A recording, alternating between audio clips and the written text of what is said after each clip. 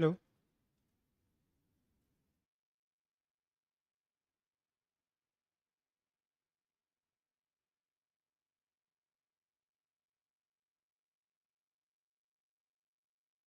Hello everyone and welcome to SimpliCode. Today we'll be discussing Java interview questions. Before we start, I hope the screen is clearly visible and the audio is fine. If yes, please type in yes. If there are any issues, then do let us know in the chat section so that we can resolve them straight away. So let's wait for some more minutes so that some more people can join us. Until then, let me tell you guys that we have regular updates on multiple programming videos. So if you're a programmer and if you want to learn something new, then consider getting subscribed to our YouTube channel and press that bell icon to never miss any updates from SimpliCode. So hi Murthy, hi Ali, hi. So I think some people are here. So I think we can get started now. So we all know that Java is one of the most sought programming languages in the current IT industry. There are multiple million-dollar companies which are using Java till today. So this video is completely dedicated to help out the Java developers and the beginners in Java programming language to crack the most frequently asked Java interview questions. So without any further ado, let's begin with the interview questions. For the sake of the viewer, we have already divided all the questions in three different parts: beginner level questions, intermediate level questions, and advanced level questions. First, we'll start with the beginner level question. So, in the beginner level question, we have the first question, which is what is JIT? Answer for this question is JIT is an abbreviation for Java in-time compiler. It increases efficiency of the interpreter by compiling the bytecode in the runtime. JIT or Java in-time compiler compiles code to machine level directly for higher speeds of code execution. So basically, just-in-time compilation or Java in-time compilation is the feature added to the interpreter of the Java or compiler of the Java. So this involves conversion of the code directly to machine level during the compilation stage. This improvises the speed of execution of a Java program. Now, after the first question, the second question in the docket is what is a class loader? Now, let's discuss the answer for this particular question. So basically, class loader is the first file to load when you execute any Java program. So the Java class loader is the integrated part of Java virtual machine. So the functionality of Java class loader or class loader is to load the class to the Java virtual machine while it is demanded to execute a class. Java has both strap extension and application types of class loaders. So I guess there are a lot of people in the chat section. I can see your messages, guys. Hello, Mayank, and thank you, Ali. Thank you so much. So the third question in the docket is, what are the memory allocations available in Java? So the answer for this particular question is Java provides multiple types of memory allocations, but the five major types of memory allocations which are most frequently used are class memory, heap memory, stack memory, program counter memory, and native method stack memory. So let's move on to the next question in the list. And the next question is, will the program run if I write static public void main? So basically we write public static void main, but in case, imagine if I write the program as static public void main, will the program execute properly? So the answer for this question is yes, because Java does not follow any specific rule for the order of specifiers you place in your program. So when you execute the program with such pattern in your specifiers, then the program will compile successfully. Also, it will run successfully as well. So the next question we have is, what is the default value stored in local variables? So in C programming language, when you declare a local variable or a global variable or any type of variable, then the first value which is stored inside that variable will be a garbage value, unless you initialize the variable with a personalized value. For example, if you declare a variable I equal to 0, then you are storing a value in that variable I that is 0. If you just declare it as int I, or we can say int I, then the value stored inside that variable I will be a garbage value. So similarly, when you declare some kind of local variable in Java, then what will be the default value stored inside it? So the answer for this question is neither the local variables or the global variables or any primitives or any object references do not have any kind of default value stored in them. So I guess, yes, Sandeep, order doesn't matter. That's the right answer. Now, so followed by the fifth question, we have the sixth question. The sixth question states, what would be the output of the following code segment? It might happen that sometimes, basically what happens is the interviewer will throw a question at you which has a code segment. So here's the code segment on your screen. You can pause the video to check it. Now, this would be the code that we will be dealing with. So you can see our question has two printf statements. The first one has 100 plus a string, which is SimpliCode. And in the second printf statement, we have a string that is e-learning company plus 100 plus 100. So what will be the output of these two printf statements? The answer for this question is really simple. So we'll be having 200 SimpliCode as the first output and e-learning company 100 as the second output. Why? Let's check out the code segment once again. So here's the code check segment. So when you see the code segment once again, the first printf statement has 100 plus SimpliCode. So JVM or Java Virtual Machine here understands 100 as an integer value and the plus symbol as an addition operator, followed by the addition operator. So we have another integer value. So what JVM does is it adds the two numbers 100 plus 100, followed by that we have another plus symbol here. Followed by the plus symbol, we have a string value. So here the JVM considers the plus symbol as a concatenating operator, but not as an addition operator. So that's why the first two numbers got added and the result was 200. And the next two values are concatenated. So it became as 200 SimpliCode. Similarly, in the second part or in the second printf statement, the JVM encountered a string value. So it considered the plus symbol as a concatenating operator. Similarly, it happened with the second plus symbol as well. So that's the reason we had e-learning 100 as the second output. Now followed by the sixth question, we have the seventh question. So the seventh question here is, what is an association? The answer for this question is, an association can be defined as a relationship that has no ownership over the other. So to understand this definition, we can consider a simple example. Now consider a person X, or we can say consider a person associated with multiple banks. So let's say the person is X, who has got accounts in bank A, bank B, and bank C. Similarly, a bank is associated with person X.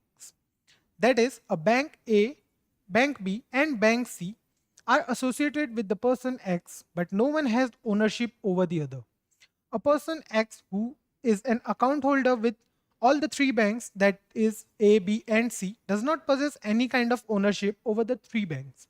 Similarly, banks A, B, and C, who has the customer, which is the person X, but the banks do not possess any kind of ownership over the customer.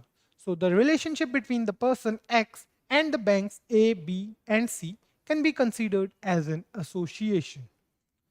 So now followed by the seventh question, we have the next question, that is the eighth question. Define copy constructor in Java. So the answer for this question is as follows. A copy constructor in Java is a constructor that initializes an object through another object of the same class. A copy constructor in Java is really helpful because when you want to copy a complex object that has several fields, or when we want to make a deep copy of an existing object, then the copy constructor is the one which will help you out in this situation. So followed by the eighth question, we have the ninth question. The ninth question is, what is a marker interface? So the answer for this question is, an empty interface in Java is referred to as a marker interface. Serializable and clonable are some of the most popular examples of marker interface. So basically, a marker interface is just another interface, but Normally in interface, we provide some signatures. These signatures belong to particular methods. So in normal interface, we just have method signatures, but not the complete implementation, or at least we'll be having some variables. But in a marker interface, we do not have any kind of data manipulating method signatures, any data member or nothing. So they have special functionality, unlike a normal interface. So followed by the ninth question, we have the 10th question now. The 10th question is, what is object cloning? I guess the word object cloning is completely self-explanatory, yet the answer for this question is, it is an ability to recreate an object completely similar to the existing object. This process is known as object cloning in Java. Java builds a repeat. Java provides a built-in function for method, or we can say Java provides a built-in function or a built-in method that is the clone method to clone an existing object, offering the same functionality that of the original object. So followed by the 10th question, we have a 11th question. The 11th question is, why is Java not completely object oriented? So this question might be a little confusing, but it's true that Java is not completely object oriented. But what's the reason? Yes, I'll explain you why. Java is not completely object oriented.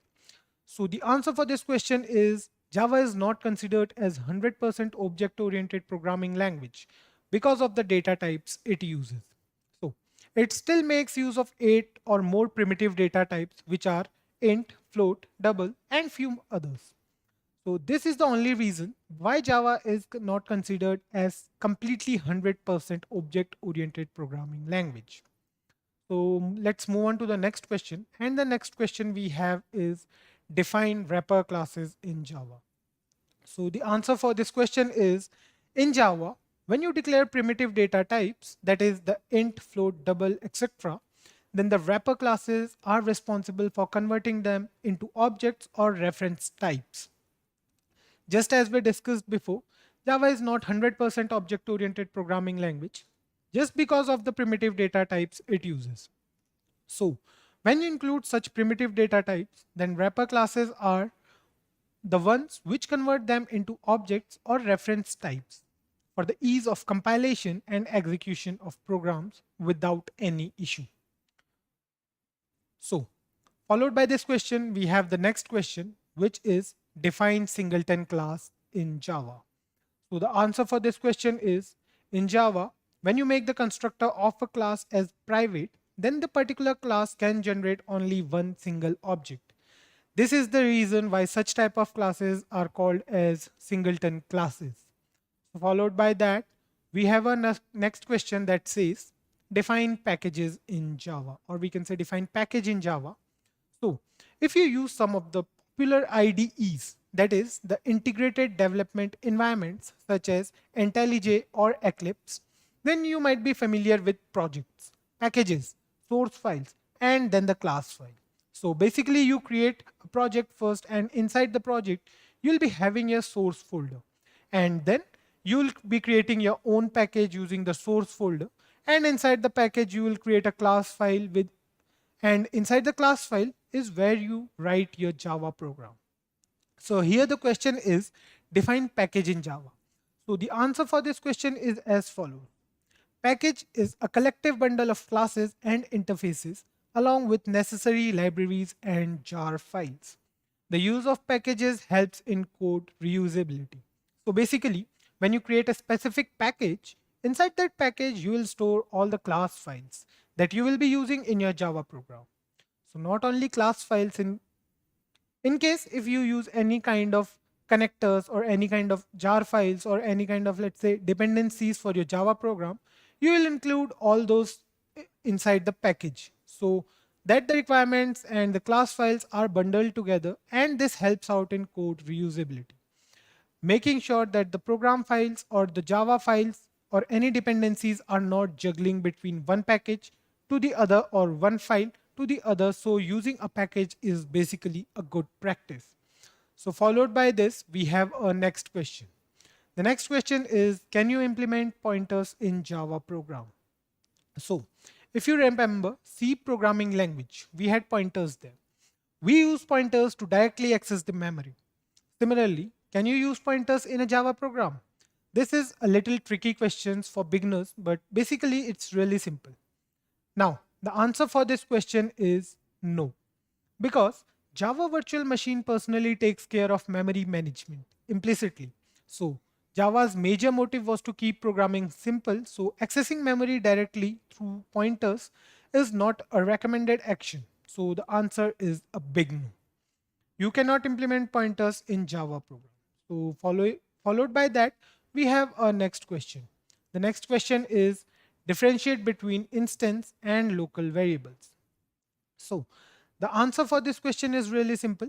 Instance variables are declared inside a class and the scope is limited to only a specific object inside which an instance variable is created. So followed by the instance variable, we have the local variable as well. The local variable can be placed anywhere inside a method or a specific block of code. Also, the scope is limited to the block of code where the variable, that is the local variable, is declared. Now, followed by the 16th question, we have our next question. The next question is explain Java string pool. So the answer for this question is a collection of strings in Java's heap memory is referred as Java's string pool.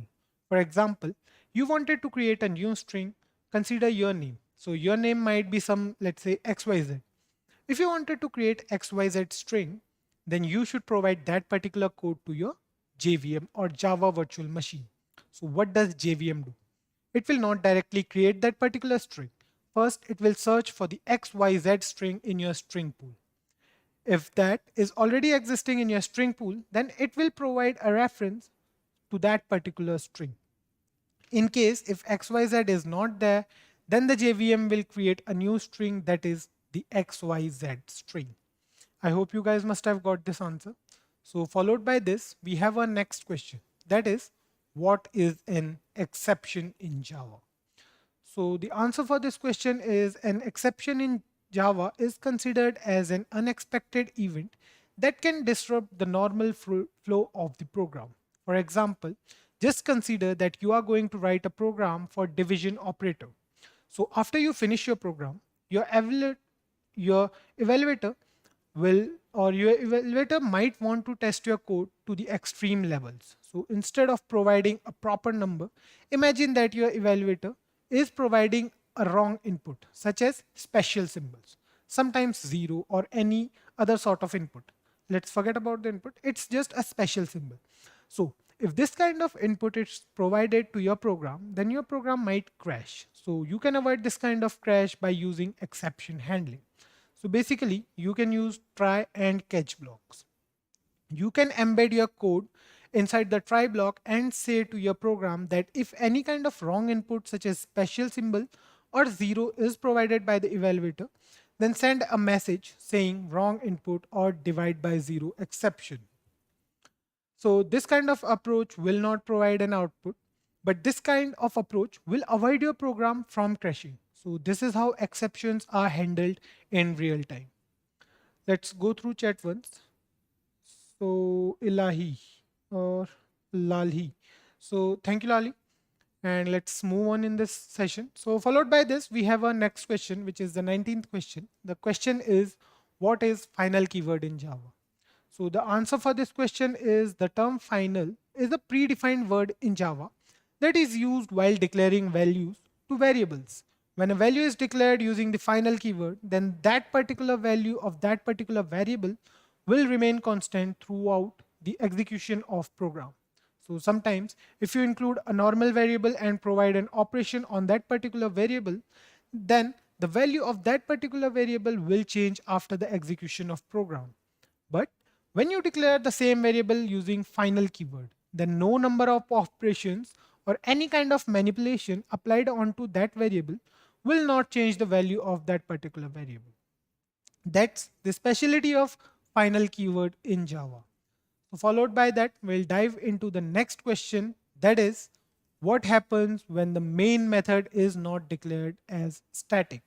So the answer for this question is, when the main method is not declared as static, then the program may be compiled perfectly, but ends up with some serious ambiguity and throws a runtime error that says no such method error. So, when you basically declare a main method, don't forget to specify the static keyword. Now, with this, we finish the beginner segment of questions. Followed by the beginner segment, we have the next segment, that is the intermediate level segment. So the first question in the intermediate level is what is JDK, and mention variants of JDK. Now, the answer for this question is really simple. The answer is JDK is basically an abbreviation for Java Development Kit. This is a combined package of JRE, that is the Java Runtime Environment, and developer tools used for designing Java applications and applets.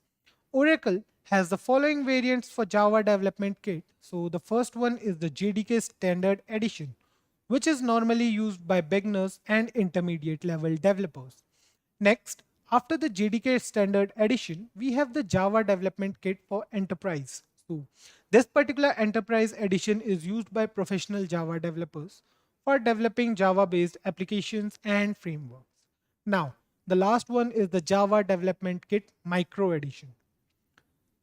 Followed by the 21st question, we'll dive into the next question that says brief access specifiers and types of access specifiers in Java. So the answer for this question is as follows. Basically, access specifiers are predefined keywords used to help a Java virtual machine to understand the scope of a particular data member or data manipulating method within a class or outside the class. So in Java, we have four types of access specifiers. The first one is public access specifier. When you declare a data member or a data manipulating method as public, then that particular data member or method can be accessible by any class or object throughout the package. Followed by that, we have the private access specifier. Now, unlike the public access specifier, when you provide the private access specifier, then the accessibility of that particular private data member or the data manipulating method will be provided to specific classes and specific objects only. And finally, we have the protected access specifier. So the protected access specifier is a bit more secure than the private access specifier. So the access for this particular protected data member or protected data manipulating method could be a little more difficult to access unless you are going to implement everything which is present in that particular package. So basically, if you are trying to access the protected data member or protected data manipulating method of a different package, then you need to first import the package into your existing package. So finally, after the major three access specifiers, we have the default access specifier. So default access specifier will be provided by the Java virtual machine. In case if you declare a variable or a data manipulating method without using any specific access specifiers that are public, private, and protected, then JVM implicitly considers the default access specifiers. So there's no much of a difference between the public access specifier and the default access specifier. Both have the same functionality and accessibility. So let's go through the chat section once. Hi Anubhav, how are you? So the next question we have is, can a constructor return a value? So the answer for this question is as follows. Yes, a constructor can return a value. It basically returns the current instance of a class implicitly. You cannot make a constructor return a value explicitly, but automatically it returns the instance of a class. So let's move on to the next question. And the next question is, explain this keyword in Java. So in Java, we do have a keyword which is called as this. So what does the keyword this means in Java is the question. So the answer for this question is the term this is a special keyword designated as a reference variable. The term this keyword is used to refer to the current class properties like data manipulating method, instance, data member, and constructors. So followed by the 24th question, we have a next question that says, explain super keyword in Java. So the answer for this question is as follows. The term super is a special keyword designated as a reference variable. So, similar to this keyword, even super keyword acts as a reference variable. But the difference is super keyword is used to refer to the immediate parent class object. So, followed by the 25th question, we have our next question, that is, explain method overloading in Java. So basically, method overloading and method overriding, etc., are the concepts of polymorphism. So now let's have a correct answer here. The process of creating multiple method signatures using one method name is called as method overloading. For example, consider that you wanted to include an addition operation in your program that performs addition operation. So the first method will be having the name add, and inside the method parameters you will be giving, or you will be having two integer types of parameters. Similarly, you wanted to perform another addition operation with the same name add. Fine. So here you will provide the method name completely same to the first method, but inside the parameters, there is a difference. You are adding three parameters here. So when you pass the values to the add method, then which method to be overloaded? That's the confusion, right?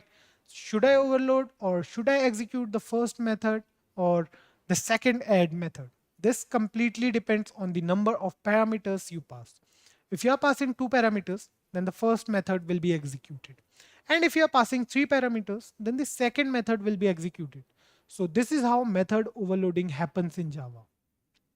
The process of method overloading can be achieved by using two different ways. The first way is to change the number of arguments. So that's what exactly I have discussed before. Now, the second way is varying the return type of the method. Fine. So with this, let's enter into the next question. The next question is, can we overload a static method? So as discussed before, the values of the variables or data manipulating methods will not be changed when we have used the keyword static in front of it. So the question is, can we overload a static method? Now let's discuss the answer for this. The answer is no. Java does not support overloading of static methods. The process would throw an error reading static method cannot be referenced. So followed by this, we have our next question. So the next question is, define late binding. So what late binding is?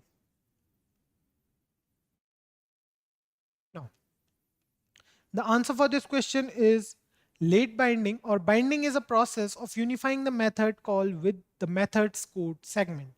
Late binding happens when the method's code segment is unknown till the method is called during the runtime. So followed by this, we have our next question, which is define dynamic method dispatch. So the answer is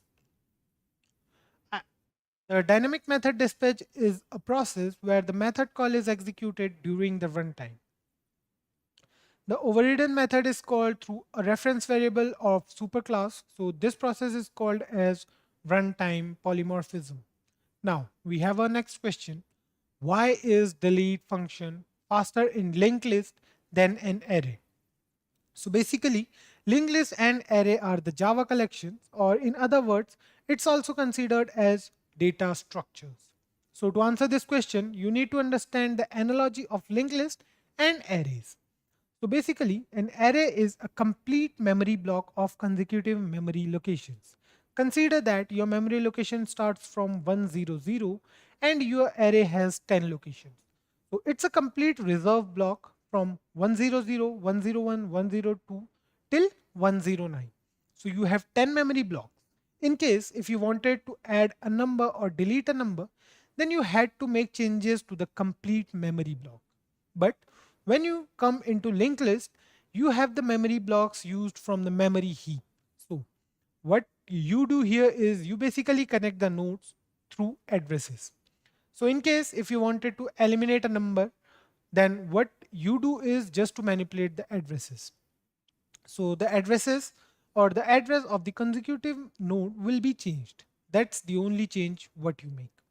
Now this is the reason why the delete function or any kind of manipulation function is faster in linked list compared to array. So now let's have a brief answer on this. Delete function is faster in linked list as the user needs to make minor update to point to the point of value so that the node can point to the next successor in the list. So now followed by this, we have our next question. Give a briefing on the life cycle of a thread. The life cycle of a thread includes 5 stages, which are mentioned below. Newly born state, runnable state, that is, it provides the JVM with a feedback that I am ready to run now. Followed by that, the running stage, where the thread is actually running. Followed by that, the block stage. So basically, the thread will be blocked for some reasons, for some intermediate, or we can say for some intermediate output or something if the thread is waiting for an input from another source or something similar. So that's where the blocked state comes into existence. And finally, the dead state. Once after everything is processed, the thread is eliminated by JVM. Now, followed by this, we have our next question that says, explain the differences between the operators provided here. So the operators might look similar, but they are different. Now let's understand about these operators in a much better way through the answer. So the answer for this question is, although they look similar, but there's a huge difference between them. So the first operator, which looks like two greater than symbols, perform the operation of right shifting. So when you provide a binary number or binary value, then the bits will be shifted towards the right. And the second symbol or the second operator, which is having 3 greater than symbol, is used to shift out the 0 filled bits. So this is the functionality of these two operators. Now followed by that, let's have a look at the 33rd question. The 33rd question is brief the life cycle of an applet. So the answer for this question is, the life cycle of an applet basically involves the following stages. The first stage is the initialization stage. Next is the start stage. Third is the stop stage. Fourth is the destroy stage. And finally, we have paint. Now, the next question is, why are generics used in Java? So the answer for this question is, compile time safety, or we can say compile time type safety is provided by using generics in Java. This approach allows the users to catch unnecessary invalid inputs at the time of compilation. Generic methods and classes help programmers to specify a single method declaration, a set of related methods, or with a single class declaration, a set of related types. So followed by this, we have our next question, which is explain externalizable interface. So the answer for this question is, the externalizable interface helps with the control over the process of serialization. The externalization interface incorporates read external and write external methods. So we have listened to a new term here, which is serialization. So what exactly is serialization? Serialization is a process of sending your Java code or Java project from one computer system to a different computer system. So basically, if you wanted to execute some kind of Java program from a different location, then you serialize this particular code to a different location where you actually want to execute. And this particular process of transferring your code is called as serialization. Now the next question is explain daemon thread. So the answer for this question is, the daemon thread can be defined as a thread with least responsibility. The daemon thread is designed to run in a background during the process of garbage collection in Java. The setDaemon method is used to create the daemon thread in Java programming language. So we have a next question now. The next question is, explain the term enumeration in Java. So the answer for this question is, enumeration or enum is an interface in Java. Enum allows the sequential access of elements stored in a collection in Java. Now the next question is, why Java considered as a dynamic programming language? So the answer for this question is, Java was designed to adapt, or we can say Java was designed to adapt to an evolving environment. Java programs include large amount of runtime information that is actually used to resolve access to the objects in real time. So this is the reason why Java is considered as dynamic programming language. Now, followed by this, we have our next question. The question is, can you run a code before executing the main method? Yes, we can execute any code even before the main method. We'll be using the static block of code in the class when creating the objects at the load of the class. Any statements within the static block of the code will execute it once while loading the class, even before the creation of objects in the main method. Now, the last question in the intermediate section is how many times the finalized method is called. So the answer for this question is the finalize method is called by the garbage collector. So for every object, the garbage collector calls the finalize method just for once. Now, with this, let's enter the advanced segment of interview questions based on Java. So the first question in the advanced section is, can the keywords this and super be used together? So the answer for this question is no. This and super keywords should be used in the first statement in the class constructor. The following code segment will give you a better idea. So you can see that we have used the keyword super and this in the class constructor, that is the first class constructor. Now, this is how you can use the super keyword and this keyword together in case if you wanted to use. So with this, let's continue with the next question in the advanced level section. So the next question says, explain a JSP page. So the answer for this question is JSP is basically an abbreviation for Java Servlet Page.